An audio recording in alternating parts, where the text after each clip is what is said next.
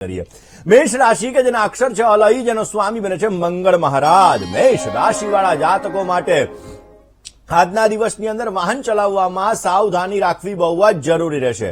આજના દિવસની અંદર મેષ રાશિવાળા જાતકોએ કામકાજની અંદર ફાયદો મળી શકે એમ છે। કરેલું રોકાણ તમને સારો લાભ આપશે।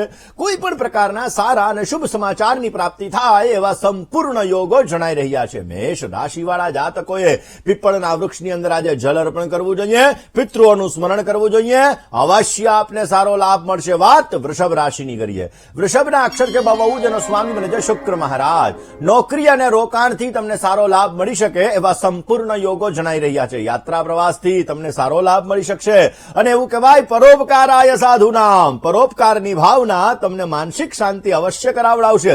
માનસિક બેચેની થોડી ઘણી રહેશે ને આ માનસિક બેચેનીને દૂર કરવા માટે આજે બની શકે તો પિતા પિતામહશ્ચૈવ તથૈવ પ્રપિતામહ, તમારા પિતૃઓનું તમે સ્મરણ કરજો, દેવ ઋષિ મનુષ્ય અને પિતૃ તર્પણ કરજો, અવશ્ય તમારી મનોકામનાઓ પૂર્ણ થશે ને તમને સુંદર મજાનો લાભ મળતો જણાશે। દર્શક મિત્રો, લક્ષ્મી મિત્રો આ જ વિષય ઉપર આપણે ચર્ચા કરીએ, પરંતુ વાત મિથુન રાશિની કરીએ।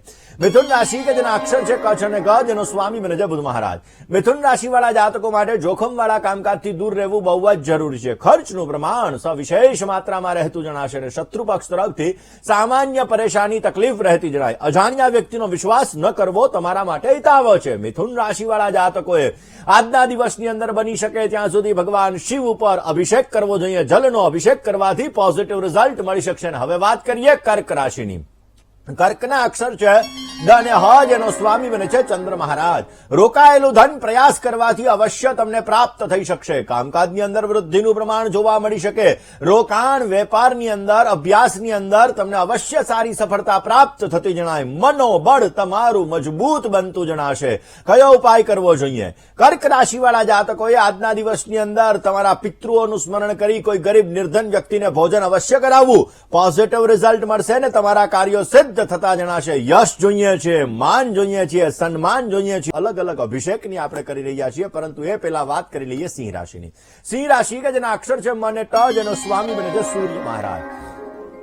સિંહ રાશિવાળા જાતકો માટે નવા કામકાજની અંદર તમને સુંદર મજાનો લાભ મળતો જણાશે। કોન્ફિડન્સ લેવલની અંદર તમારે વધારો થઈ શકે। કામકાજની અંદર તમને સારો ફાયદો મળે ને તમારું મન પ્રસન્ન રહેતું જણાશે। કામકાજની અંદર તમારે જવાબદારીઓનું પ્રમાણ પણ વધતું જણાશે। સિંહ રાશિવાળા જાતકોએ આજના દિવસની અંદર બને ત્યાં સુધી તમારા પિતૃઓનું સ્મરણ કરવું, ગરીબ વ્યક્તિને ઠંડી અને ખાસ કરીને ભોજનની વસ્તુઓ અવશ્ય અર્પણ કરવી, પોઝિટિવ રિઝલ્ટ મળશે। વાત કન્યા રાશિની કરીએ। કન્યાના અક્ષર પથ, જેનો સ્વામી છે બુધ મહારાજ।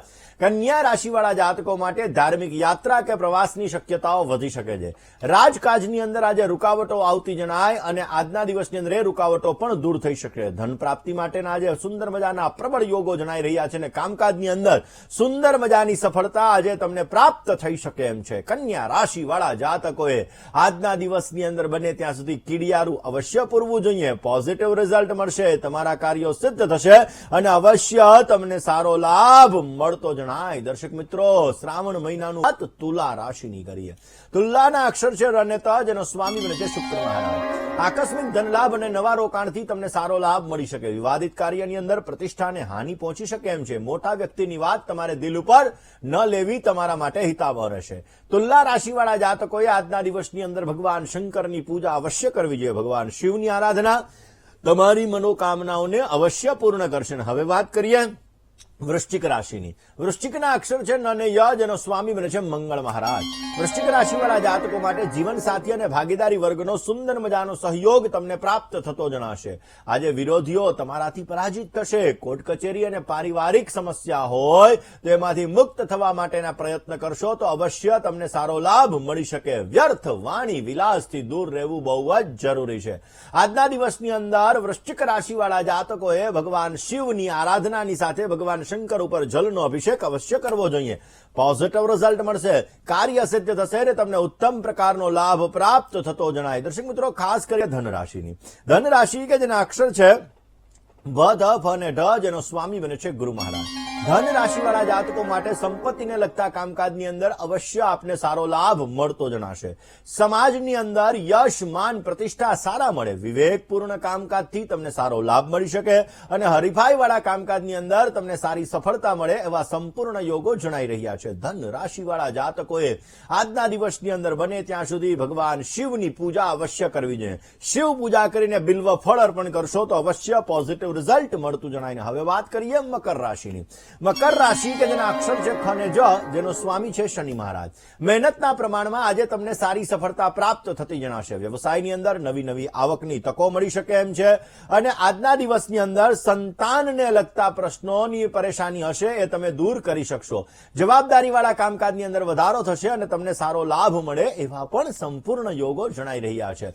મકર રાશિવાળા જાતકોએ આજના દિવસની અંદર બની શકે ત્યાં સુધી કોઈ નિર્ધન ગરીબ વ્યક્તિ હોય ને, આવા વ્યક્તિને ભોજન અવશ્ય કરાવવું. પોઝિટિવ રિઝલ્ટ મળશે ને તમારા કાર્યો સિદ્ધ થતા જણાય. એક કોલર મિત્ર સાથે કુંભ રાશિની કરીએ. કુંભના અક્ષર છે ગ, શ, અને શ, જેનો સ્વામી બને છે શનિ મહારાજ. મશીનરી અને વાહન બાબતે સંભાળ રાખવી બહુ જ જરૂરી છે. જોખમી કામકાજથી તમારે દૂર રહેવું જરૂરી રહેશે. વેપારની અંદર, વાણિજ્યની અંદર મધ્યમ માત્રામાં લાભ મળતો જણાય ને કારકિર્દીની બાબતની અંદર તમારે સાવધાની રાખવી જરૂરી રહેશે. કુંભ રાશિવાળા જાતકોએ આજના દિવસની અંદર બની શકે ત્યાં સુધી ગાય માતાની સેવા કરવી જોઈએ. પોઝિટિવ લાભ રહેશે. હવે વાત કરી લઈએ મીન રાશિની.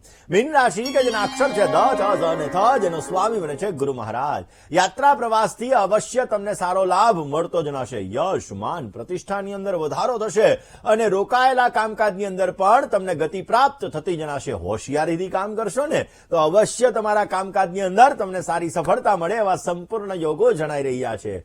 ખાસ આજના દિવસની અંદર વૃક્ષોની માવજત કરજો. પોઝિટિવ રિઝલ્ટ મળતું જણાશે. રોકાઈએ ના